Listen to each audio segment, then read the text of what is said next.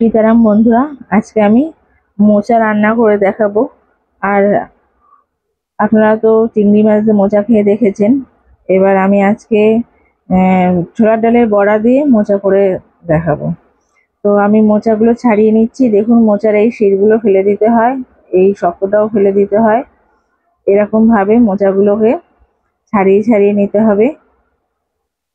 আমি এগুলো সব ছাড়িয়ে পরিষ্কার করে নেবো।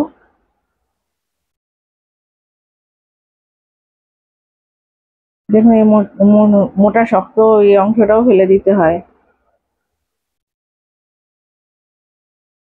এবার এই জায়গাটা কচি দিক আছে, এই জায়গাটা আমি একটুখানি কেটে নিচ্ছি ছুরি দিয়ে। যতটা শির ছিল আর শক্ত ওই খোলা মতন ছিল ওগুলো ফেলে দিয়েছি। এবার এই দিকটা একটু কচি আছে, সেই জন্য এরকম করে গোল গোল করে আমি কেটে নিচ্ছি। বন্ধুরা, যারা যারা আমার চ্যানেলটা দেখছেন অবশ্যই সাবস্ক্রাইব করে দেবেন, আর ভিডিওটা লাইক করবেন, কমেন্ট করবেন। আমার মোচাগুলো কাটা হয়ে গেছে। আমি এগুলোকে কুচি কুচি করে কাটবো না, আমি এটা ধুয়ে আমি প্রেসার কুকারে সেদ্ধ করতে দেবো নুন হলুদ দিয়ে। আমি 4টে সিটি মারবো।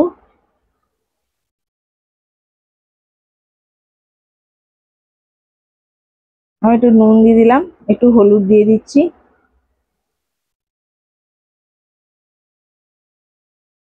আমি এখানে ছোলার ডাল ভিজিয়ে রেখেছিলাম কিছু, ছোলার ডালটা আমি নিয়ে নিচ্ছি। ছোলার ডালটা জল ঝরিয়ে নিয়েছি, কেননা বেশি জল থাকলে পাতলা হয়ে যাবে, ভালো হবে না বড়াটা। একটু আদা কাঁচা লঙ্কা দিয়ে দিচ্ছি। এই মোচাগুলো নিয়ে নিয়েছি, সেদ্ধ মোচা। এবার একটুখানি নুন আর কালো জিরে দিয়ে আমি ব্যাটারটা ফেটিয়ে নিলাম ভালো করে। এটা তেল দিয়ে দিচ্ছি। একটা কড়াই বসিয়ে দিয়েছি ওভেনে, আর খানিকটা তেল দিয়ে দিলাম বড়া ভাজার জন্য। আর বড়াগুলো আমি খুবই ছোট ছোট করে ভাজবো।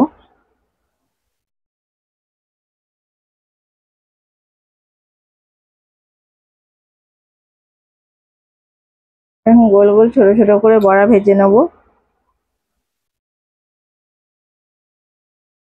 এবার এটা হাত দিয়ে আমি চটকে নেবো। আমি যার জন্যে আমি ছোট ছোট কুচি কুচি করে কাটিনি, কেননা ওরকম কাটতে গেলে অনেকটা সময় চলে যায়। আমি ভালো করে চটকে নেবো, তাহলেই মিহি করে কাটার মতন হয়ে যাবে।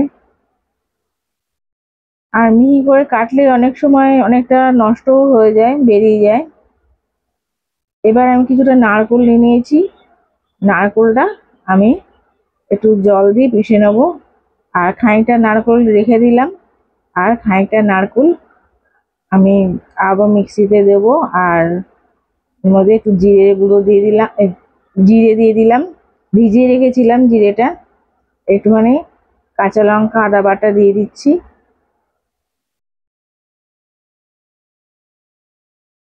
এবার এই নারকেলটা থেকে আমি জল বার করে নেবো, মানে দুধটা বার করে নেবো, জল ফেলেছি। আর এই নারকেলটা খানিকটা এর মধ্যে দিয়ে দেবো, আর খানিকটা রেখে দেবো।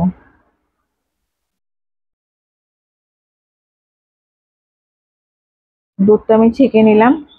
আমি একটুখানি নারকেল আমি সরিয়ে রেখে দিয়েছি। এই বড়াগুলো ভাজা হয়ে গেছে। আমি লবঙ্গ, এলাচ, দারচিনি আমি ফোড়ন দিয়ে দিলাম।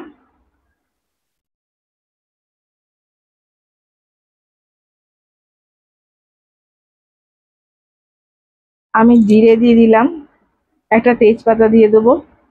জিরেটা ভেজে ভাজা হয়ে গেলে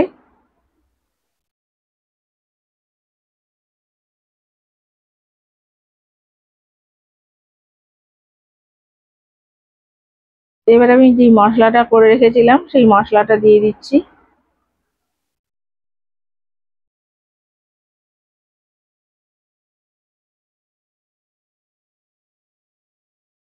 আজকে আমি অন্য কোনো মশলা দেব না, এই নারকেল আর জিরে আদা কাঁচা লঙ্কা দিয়ে করব। একটুখানি ঝাল হওয়ার জন্য, কালার হওয়ার জন্য লাল লঙ্কার গুঁড়ো দেব।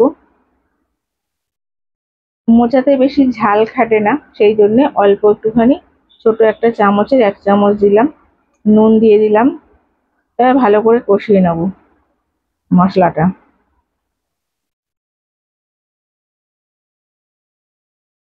বন্ধুরা, আমি একটা জায়গায় আলু ভেজে রেখে দিয়েছি ছোট ছোট করে, ওটা দেখানো হয়নি। আলুটা ভেজেছি, তো এই আলুগুলো আমি মশলার মধ্যে দিয়ে দিচ্ছি। একটুখানি জারটা ধুয়ে আমি জল দিয়ে দিলাম, আমি আরেকটু জল দিয়ে দিলাম। এবার আলুটা একটু সেদ্ধ হলে সঙ্গে মোচাটা দিয়ে দিলাম।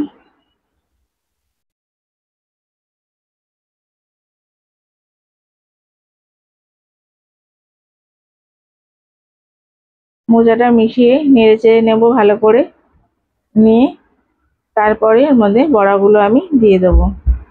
দেখুন, বড়াগুলো খুব কড়া করে ভাজিনি, হালকা রেখেছি, কেন বেশি কড়া হলে ভালো লাগবে না।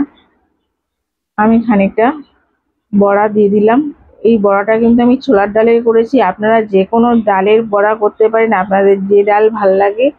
মসুর ডাল আর ছোলার ডাল দিয়েই বেশি ভালো হয়, ছোলা মটর এই তিনটে ডালেরই দিয়ে করলে ভীষণ ভালো হয়।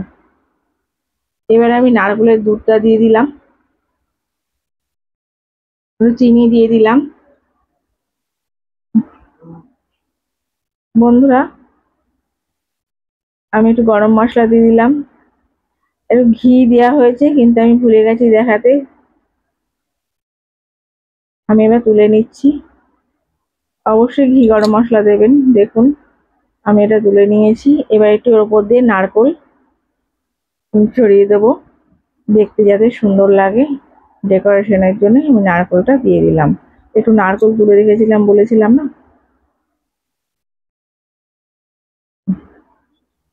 খেতে না ভীষণ সুন্দর লাগে মোচাটা, বিশ্বাস করুন। আপনারা এরকম ভাবে মোচা রান্না করে খেয়ে দেখবেন, খুব ভালো লাগবে। নারকেল দিয়ে আর ছোলার ডালের বড়ি দিয়ে ভীষণ সুন্দর হয়। ধন্যবাদ।